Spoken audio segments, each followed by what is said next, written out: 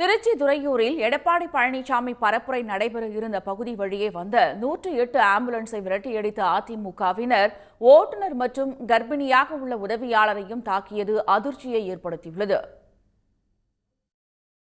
தமிழ்நாடு முழுவதும் பரப்புரை பயணம் மேற்கொண்டுள்ள அதிமுக பொதுச் செயலாளர் பழனிசாமி அண்மையில் வேலூர் மாவட்டம் அணைக்கட்டில் 108 ஆம்புலன்ஸ் ஓட்டுநரை மிரட்டினார்.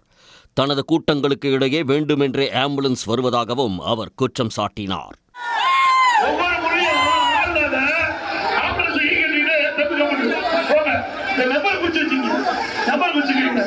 வெறும் வண்டி ஆம்புலன்ஸ் வந்தா அது யார் ஓட்டிட்டு வராங்களோ அவர் பேசிட்ட மாதிரி ஹாஸ்பிட்டலுக்கு போக வேண்டிய நிலைமை ஆயிடும்.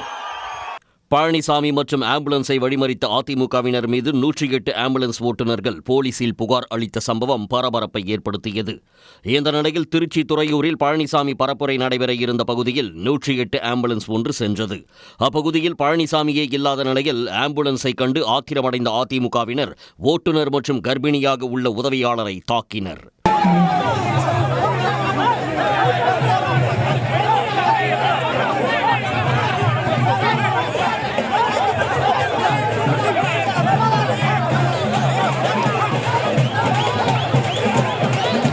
அதிமுகவினர் ஆம்புலன்ஸை விரட்டியடித்த சம்பவம் பரபரப்பை ஏற்படுத்திய நிலையில் பாதிக்கப்பட்ட 108 ஆம்புலன்ஸ் ஓட்டுநர் மற்றும் பெண் ஊழியர் துறையூர் அரசு மருத்துவமனையில் சிகிச்சைக்காக அனுமதிக்கப்பட்டனர். மருத்துவ உதவி கோரி அழைப்பு வந்ததன் காரணமாகவே அப்பகுதிக்கு சென்றதாக ஆம்புலன்ஸ் ஓட்டுநர் செந்தில்குமார் விளக்கம் அளித்துள்ளார்.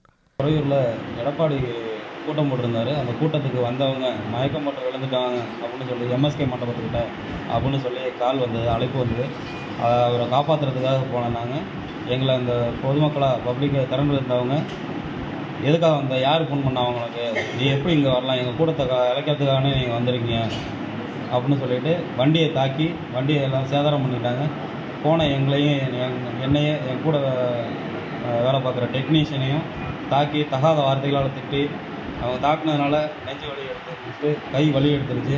அதிமுகவினர் ஆம்புலன்ஸ் மீது தாக்குதல் நடத்தி திருப்பி அனுப்பிய சம்பவம் அதிர்ச்சியை ஏற்படுத்தியுள்ளது. இந்த விவகாரம் தொடர்பாக துறையூர் போலீசார் வழக்கு பதிவு செய்து விசாரணை மேற்கொண்டுள்ளனர்.